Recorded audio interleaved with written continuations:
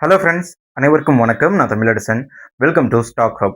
நம்மளோட யூடியூப் சேனலில் தினமும் ஷேர் மார்க்கெட் சம்மந்தப்பட்ட வீடியோஸ் வந்து அப்லோட் பண்ணிட்டு இருக்கோம். குறிப்பாக இது வந்து ஒரு ஷேர் மார்க்கெட் கோர்ஸ் 100+ கண்டென்ட்ஸ் இருக்குங்க.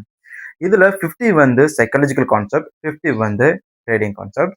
ஸோ சைக்காலஜிக்கல் கான்செப்ட் பார்த்தா தான் உங்களுக்கு ட்ரேடிங் கான்செப்ட் புரியுங்கிறதுனால இந்த வீடியோ ஃபஸ்ட் டைம் பார்க்குறீங்கன்னா பாஸ் பண்ணிவிட்டு சாப்டர் 1லேருந்து பாருங்கள். சேனலுக்குள்ளே போனீங்கன்னா வரிசையாக இருக்கும். ஸோ அந்த வரிசையில் உங்களுக்கு ஒவ்வொன்றா பார்த்தீங்கன்னா ஸ்டெப் பை ஸ்டெப்பாக புரியிற மாதிரி தான் நான் வந்து டிசைன் பண்ணியிருக்கேன். ரொம்ப யூஸ்ஃபுல்லாக இருக்கும். ஸோ நீங்கள் எங்கே ஒரு கோர்ஸ் அட்டன் பண்ணாலும் இந்த கோர்ஸில் இருக்கிற அளவுக்கான ஒரு இன்ஃபர்மேஷன் இருக்குமானா அது சந்தேகம் தான். ஸோ தயவுசெய்து ஒரு வாட்டி ட்ரை பண்ணி பாருங்கள். ஓகே, இன்னைக்கு சாப்டர் 82 பார்க்க போகிறோம். இந்த 82ல ரொம்ப இம்பார்ட்டண்டான கான்செப்ட் பை இன் டிப் அப்படிங்கிற கான்செப்டை பார்க்க போகிறோம்.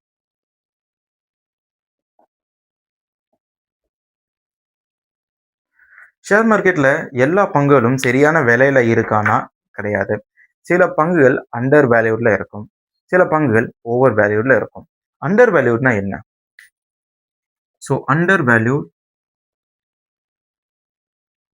Over value. அண்டர் வேல்யூன்னா உதாரணத்துக்கு அந்த நிறுவனத்துடைய பேலன்ஸ் ஷீட் படி ரொம்ப ஸ்ட்ராங்கா இருக்கும், நல்ல இன்கம், நல்ல ரெவன்யூ, நல்ல ப்ராஃபிட், நல்ல அசட்ஸ், லோ லயபிலிட்டிஸ், இந்த மாதிரி இருக்கும். ஓவர் வேல்யூட் அப்படின்னா இதெல்லாமே சரியா இருக்கும், அதே நேரத்தில் அதோடைய ப்ரைஸும் பார்த்தீங்கன்னா அதிகமாக இருக்கும். இந்த இடத்துல ப்ரைஸ் வந்து அதாவது ஸ்டாக் ப்ரைஸ் வந்து ரொம்ப கம்மியாக இருக்கும். இங்கே சரியாக இருக்கும்போது ப்ரைஸ் வந்து ரொம்ப ஹையாக இருக்கும். அதே நேரத்தில் சில கிரிட்டீரியாஸ் கொஞ்சம் டெப்த்தில் இருக்கலாம், இல்லை அசட்ஸ் கம்மியாக இருக்கலாம், அதிக லயபிலிட்டி இருக்கலாம். ஸோ அதிக லயபிலிட்டிங்கும் போது இந்த லெண்டிங் நிறுவனங்களுக்கு லைபிலிட்டியை வச்சு நம்ம ஒர்க் அவுட் பண்ண முடியாது. அதுக்கு கால்குலேஷன் மெத்தட் வேறு. இப்போ சர்வீஸ், இண்டஸ்ட்ரியல் செக்டார்ஸ் இதெல்லாம் வேறு. இந்த பேங்கிங், ஃபினான்ஸ் இந்த செக்டரில் இருக்கிற லைபிலிட்டிஸ் வேறு. அதை டிஃப்ரென்ஸ் புரிஞ்சுக்கிறது தான் பேலன்ஸ் ஷீட் வந்து பார்க்கணும். ஓகே, இப்போ சுருக்கமாக சொல்கிறேன். அண்டர் வேல்யூட் அப்படிங்கிற பங்கு அது எல்லாமே சரியாக இருக்கும் பட்சத்தில் லோவான ப்ரைஸில் ட்ரேட் ஆகிருக்கும். ஏதோ ஒரு காரணத்துக்காக இருக்கலாம். ஓவர் வேல்யூட் அப்படிங்கிறது நிறைய பேர் அதை வந்து ஹைப் பண்ணி வாங்கி வச்சிருப்பாங்க. ஸோ அப்படி வாங்குற பங்குகள் ஒன்று நியூஸ்னால வாங்கப்படலாம், இல்லை அதன் மேலே இருக்கிற அதீத நம்பிக்கையால் வாங்கப்படலாம். ஸோ அதிகமாக வாங்கும்போது அதிகமான டிமாண்ட் வரும், அதனால ப்ரைஸ் ரொம்ப ஜாஸ்தியாக இருக்கும். ஒரு கட்டத்தில் சொல்லுவாங்க, இது வந்து 1000 ரூபாய் மதிப்புமிக்க ஒரு பங்கு, 1000 ரூபாய் மதிப்புமிக்க ஒரு பங்கு, ஆனால் இப்போ வெறும் 600 ரூபாயில் ட்ரேட் ஆகிட்டு இருக்கு. ஸோ அப்போ என்ன சொல்லுவாங்க, சில சமயம் நியூஸில் இன்ஸ்டிடியூஷனல் பையர்ஸ் இதை வந்து 1000 ஃபோர்காஸ்ட் பண்ணுறாங்க. ஸோ ப்ரைஸ் டார்கெட் சொல்லுவாங்க. ஒரு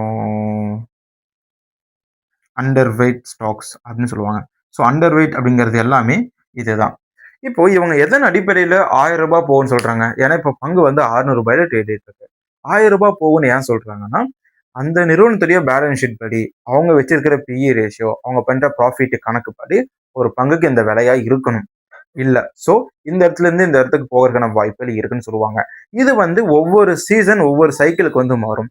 சீசன் மீன்ஸ் இப்போ ஐஸ்கிரீம் நிறுவனங்கள், ஏர் கூலர்ஸ் பண்ற நிறுவனங்கள் இவங்களுக்கு எல்லாமே சம்மர் டைம்ல வியாபாரம் ஜாஸ்தியா இருக்கும். ஸோ இன்னொரு சீசன்ல இருக்காது. இந்த தயிர், மோர்லாம் பார்த்தீங்கன்னா குளிர்காலத்துல அதிகமா வாங்க மாட்டாங்க, ஏன்னா சளி பிடிச்சிரும். ஸோ இந்த மாதிரி ஏதோ ஒரு ரீசனா இருக்கும். இன்னொரு சைக்கிள்ஸ் பார்த்தீங்கன்னா இந்த மாதிரியான ரிசல்ட்ஸ் வர்றது ஒவ்வொரு குவார்ட்டருக்கும் ரிசல்ட் வந்தோம். ஸோ குவார்ட்லி 1, Q2, Q3, Q4ன்னு ஒரு வருஷத்துக்கு 4 குவார்ட்டர்ஸ் இருக்கு. அதுல ஒவ்வொரு வாட்டியும் அவங்க பண்ற ப்ராஃபிட்டுக்கு ஏற்ற மாதிரி இந்த டார்கெட் வந்து மாறுபடும். ஸோ இதுதான் அண்டர் வேல்யூட், அண்டர் வெயிட். இது வந்து ஓவர் வேல்யூட். வெறும் 100 கோடி லாபம் பண்ணியிருப்பாங்க. இந்த நிறுவனம் வந்து ஒரு 200 கோடி லாபம் பண்ணியிருக்காங்க என்றாலும் இந்த நிறுவனம் தான் ஏறும். ஏன்னா மக்களுக்கு இதை பத்தின அவேர் இருக்கு. நிறைய பேர் வந்து இது தெரிஞ்சிருக்கு, வாங்க ஆரம்பிக்கிறாங்க. ஓகேவா? ஸோ அதனால இதோட பிரைஸ் வந்து ஜாஸ்தியா இருக்கும். ஓகே. ஸோ இந்த மாதிரி நேரத்துல ஓவர் வேல்யூடா இருக்கிற ஷேர்ஸ் கீழே வரும்போது வாங்குறது தான் பை இன் டிப். ஏன்னா இதோடைய விலையே பார்த்தீங்க அப்படின்னா அண்டர் வேல்யூடா இருக்கும்போது 100 ரூபாயில இருந்தது. அப்ப நெறைய பேர் வாங்க ஆரம்பிச்ச உடனே, இதோட சரியான ஹை ரூ. 500 டச் பண்ணுச்சு. ஓகே. ரூ. 500 போனதுக்கு அப்புறம் நெறைய பேர் பை பண்ணதுனால, ரூ. 500லேருந்து ரூ. 1000 வரைக்கும் போச்சு. ஓகேவா? ஸோ இப்ப கரெக்ஷன் நடக்கும். ஸோ இந்த மாரியான கரெக்ஷன் நடந்து வரும்போது வாங்குறது தான் பை அண்ட் டிப். இத நெறைய பேர் தப்பா நெனச்சுக்கிறாங்க. ஒவ்வொரு 10% இறங்கும்போதும் வாங்கி, அதுல வந்து பணத்த போட்டு மாட்டிக்கிற நிறுவனங்களும் சரி, ஆட்கள் இருக்காங்க. ஸோ அவங்களுக்கெல்லாம் இது வந்து புரியணுன்றதுக்காக தான் இவ்ளோ டீட்டெயில்டா எக்ஸ்பிளைன் பண்றேன். அண்ட் தென் நீங்க ஒரு பிகினரா இருந்தீங்கன்னா, இந்த வீடியோ புரியும். ஓகே. ரூ. 1000 வந்து இதுவரைக்கும் கரெக்ட்டான வேல்யூ. ரூ. 100லேருந்து 500 கரெக்ட்டான வேல்யூ. 500லேருந்து ரூ. 1000 போச்சு அப்டின்னா, ரூ. 1000 வந்து அத டிசர்வ் பண்ணல. அத டிசர்வ் பண்றதுக்கான இது என்னன்னு பார்த்தீங்கன்னா, 500. ஸோ பிரைஸ் அங்கிருந்து கீழ விழுகும். இப்படி விழுகும்போது என்னென்ன காரணங்கள்? ஏன்னா எல்லா பங்குகளும் கரெக்ஷன் ஆகி கரெக்ட்டான ஏரியாக்கு வந்து வரும். இப்படி வரும்போது சில முக்கியமான காரணங்கள் வழியா வரணும். 1 ப்ராஃபிட் புக்கிங். இந்த இடத்துல ப்ராஃபிட் புக்கிங் நடக்கலாம். இல்லன்னா செக்டாருக்கோ ஆர் கம்பெனிக்கோ பேட் நியூஸ். அதாவது ஷார்ட் டெர்ம் பேட் நியூஸ்ன்னு சொல்லுவாங்க. கடந்த ஒரு 6 மாசம், ஒரு 6 வருஷமா நல்ல ப்ராஃபிட் குடுத்துட்டு இருந்த நிறுவனம், திடீர்னு நஷ்டம் குடுக்குறாங்க அப்படிங்கும்போது, அது short term bad news. CEO வந்து அதுல ஒரு பிரஷர் குடுக்குறாரு, தவறான முடிவுகள் எடுத்துட்டாங்க அப்படிங்கிறது, அது ஒரு ஷார்ட் டெர்ம் நியூஸ். ஒரு ப்ராஜெக்ட்ல வந்து லாஸ் பண்ணிட்டாங்க அப்படிங்கும்போது, அதுவும் ஷார்ட் டெர்ம் நியூஸ். ஏன்னா, இது ஏன் ஷார்ட் டெர்ம் நியூஸ்குள்ள வருது அப்படின்னா, இது வந்து அடுத்த ஒரு ஆர்டர்லயோ, அடுத்த ஒரு செயல்பாட்டுலயோ அவங்களால திருத்திக்க முடியும். ஸோ, அதனால இது எல்லாமே ஷார்ட் டெர்ம் இதெல்லாம் வருது. ஒரு நிறுவனம் வந்து நஷ்டம் பண்ணிட்டாங்க அப்படின்னாலும், அது ஷார்ட் டெர்ம்ல தான் வரும். 2, 3 குவார்ட்டர் தொடர்ந்து அவங்க நஷ்டம் காமிக்கும்போது தான், ஓகேன்னு எல்லாரும் விற்க ஆரம்பிப்பாங்க. ஷேர் வந்து கிராஷ் ஆகும். ஓகேவா? 3வது இண்டெக்ஸ் கரெக்ஷன். இப்போ நிஃப்டி இருக்கு இல்லைங்களா? அது வந்து என்எஸ்இ யோட இண்டெக்ஸ். சென்செக்ஸ் வந்து பிஎஸ்இ யோடைய இண்டெக்ஸ். அப்புறம் பேங்க்குக்கு தனி இண்டெக்ஸ் இருக்கு. இந்த மாரி ஒவ்வொரு செக்டாருக்கும் இண்டெக்ஸ் வந்து இருக்கு. ஓகேங்களா? அந்த இண்டெக்ஸஸ்ல கரெக்ஷன் வந்தாலும், ஆல் ஓவர் ஷேர் மார்க்கெட்ல ஏதாவது ஒரு கரெக்ஷன் வந்தாலும், இது வந்து ரிஃப்ளெக்ட் ஆகும்.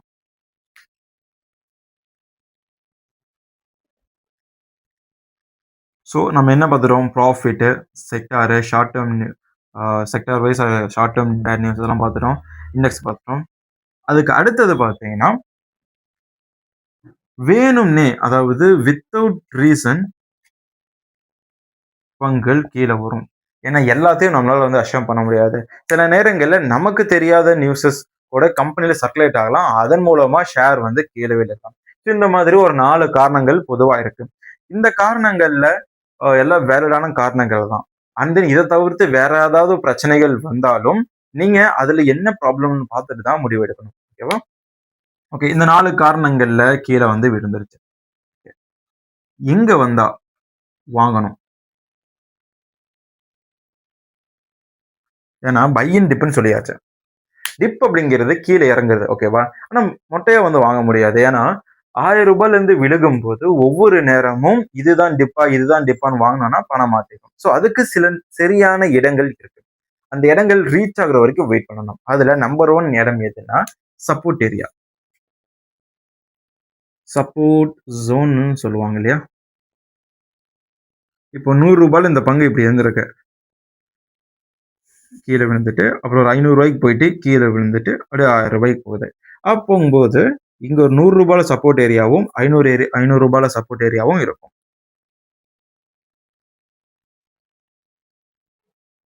Support 1, support 2. மேல இருந்து கீழ விழுகும்போது சப்போர்ட் 1, இது சப்போர்ட் இப்படி மாறிடும். ஓகே. இப்போ ரூ. 1000லேருந்து விழுகுது. நீங்க ரூ. 900 வந்து ஒரு சப்போர்ட் எடுக்குதுன்னா, இங்க வாங்கக்கூடாது. மறுபடி கீழ வந்து ஒரு சப்போர்ட் எடுக்குது. ஒரு ரூ. 700 சப்போர்ட் எடுக்குதுன்னா வாங்கக்கூடாது. அப்புறம் ரொம்ப நாள் கழிச்சு வந்து 650ல வந்து தடுமாறி சப்போர்ட் எடுக்குதுன்னா வாங்கக்கூடாது. வெயிட் பண்ணணும். ரூ. 500 டச் பண்ணணும். ரூ. 500 டச் பண்ணும்போது நீங்க வாங்கிக்கணும்.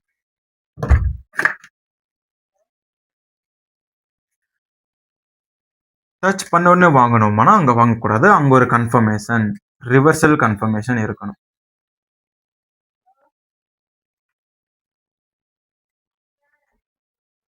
ஸோ ஃபர்ஸ்ட் திங் ரூ.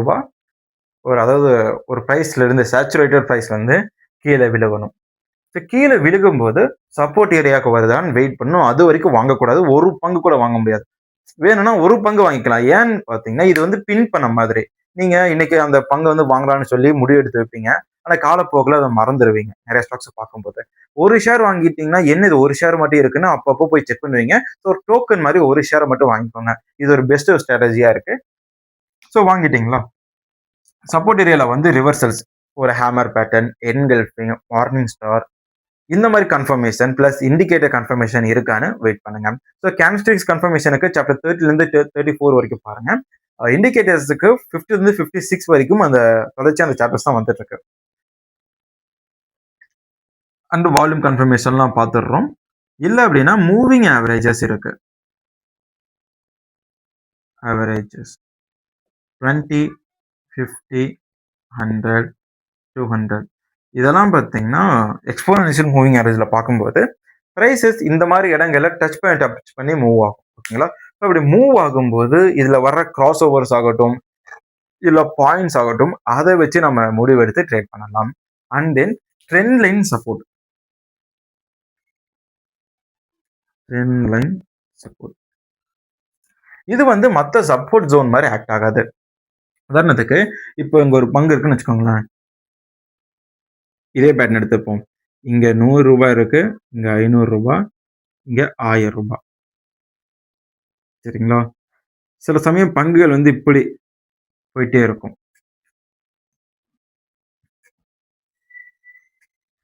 இந்த மாரி ஒரு சீன் இருக்கா? ஸோ இது வந்து அப் ட்ரெண்ட்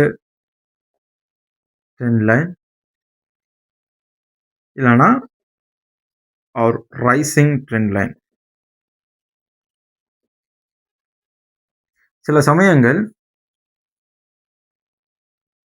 பிரைஸஸ் இப்படி போகும்.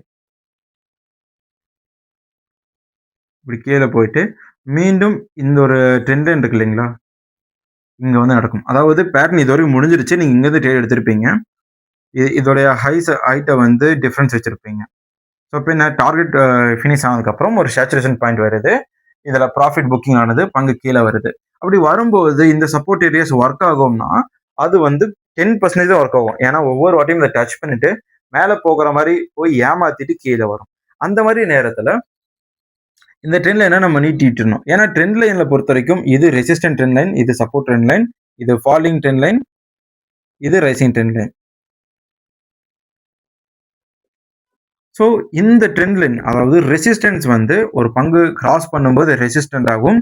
திருப்பி அந்த மேலேருந்து கீழ வரும்போது சப்போர்ட்டாவும் இருக்கும். இதத்தான் ட்ரெண்ட் லைன் சப்போர்ட்னு சொல்லுவாங்க. ஸோ இங்க வந்து மீண்டும் ஏதாவது ஒரு கன்ஃபர்மேஷன் குடுத்தோ, இந்த ஒரு ஹைல பாதிய வந்து ரீச் பண்ணிட்டு, அப்புறம் ஒரு பேட்டர்ன வந்து கிரியேட் பண்ணும். ஸோ இந்த மாதிரி டிப்ஸ் பார்த்து பை பண்றது தான் உங்களுக்கு லாபத்த வந்து குடுக்கும். ஸோ இதெல்லாம் ரொம்ப முக்கியமான இடமா இருக்கு. ஓகேவா? ஸோ இந்த இடத்துல நான் உங்ககிட்ட என்னென்ன சொல்லியிருக்கேன் அப்படின்றத ஒரு சின்ன ரீகால் மாதிரி. எப்படி ஒரு பங்கு வந்து ரொம்ப ஹைக் போயிட்டு ஏன் கீழ விழுகுது அப்படின்றதுக்கான ஒரு 4 ரீசன பார்த்தோம். Profit booking. இத வந்து ட்ரெண்ட் ரிவர்சலும் எடுத்துக்கலாம். ப்ராஃபிட் புக்கிங்னும் எடுத்துக்கலாம். அப்புறம் பார்த்தீங்கன்னா, செக்டார்ல பேட் நியூஸோ இல்ல கம்பெனில ஒரு ஷார்ட் டெர்ம் பேட் நியூஸ் வரும்போது, நம்ம வந்து அத அ ஒரு இடமா வந்து பார்த்துக்கலாம். அப்புறம் பார்த்தீங்கன்னா, இண்டெக்ஸ்ல ஒரு கரெக்ஷன் வரும்போது, இல்ல உலக அளவுல ஏதாவது ஒரு அசாதாரணமான சூழ்நிலை வரும்போது, காரணமே இல்லாம எல்லா பங்குகளும் கீழ விழுகும். அந்த மாரி நேரத்துல சப்போர்ட் அண்ட் ரெசிஸ்டன்ஸ் வந்து ஒர்க் ஆகாது. பட் அந்த நேரத்துல வெயிட் பண்ணி ரிவர்சலுக்காக பார்த்து பை பண்ணணும். இன்னொன்னு பார்த்தீங்கன்னா, கம்பெனிக்குள்ள இருக்கிற காரணங்களால ஒரு பங்கு கீழ விழும். அது ரொம்ப மைன்யூட்டா இருக்கும். நமக்கு தெரியாது. ஏன்னா தெரிஞ்சது இந்த மாரி எல்லா விஷயமும் தெரிஞ்சதுன்னா, எந்த பங்குமே வந்து ஒழுங்கா வந்து ட்ரேட் ஆக முடியாது. யாருமே நம்பி ஷேர் மார்க்கெட்குள்ள வரமாட்டாங்க. அதனால சில முக்கியமான நியூஸஸ் கம்பெனிக்குள்ளேயே முடிஞ்சிரும். அந்த செபிக்குள்ளேயே முடிஞ்சிரும். இது வந்து வெளிய சொல்லப்படாத விஷயங்கள். ஒரு தியரி மாரி. எந்த இடத்துல வாங்கணும்? டிப் ஏன் வருதுன்னு பார்த்துட்டோம். சப்போர்ட் ஜோன்ல வாங்கலாம். ரிவர்சல் கன்ஃபர்மேஷன் வந்ததுக்கு அப்புறம் வாங்கலாம். மூவிங் ஆவரேஜ டச் பண்ணி ரிவர்ஸ் எடுக்கும்போது வாங்கலாம். ட்ரெண்ட் லைன் சப்போர்ட்டா வரும்போது வாங்கலாம். எங்க என்னென்ன பண்ணக்கூடாதுன்னா, ஹைக்கு போயிட்டு விழுந்த உடனே வாங்கக்கூடாது. ரூ. 1000 போயிருச்சு. இப்ப ரூ. 800 இருக்கு. வாங்கணும்னா திருப்பி ஒரு ரூ. 1000 டச் பண்ணணும். ஒரு 25% ரிட்டர்ன்ஸ் கிடைக்கும்னு தவறான அசம்ப்ஷன்ல ட்ரேட் பண்ணாதீங்க. ஓகே. இந்த வீடியோ பிடிச்சிருக்குன்னு நம்புறேன். தேங்க்ஸ் ஃபார் வாட்சிங். டாடா. Bye by.